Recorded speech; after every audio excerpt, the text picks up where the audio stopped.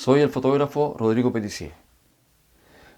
Vamos a continuar viendo series fotográficas y para eso esta vez veremos una que realicé a varios pescadores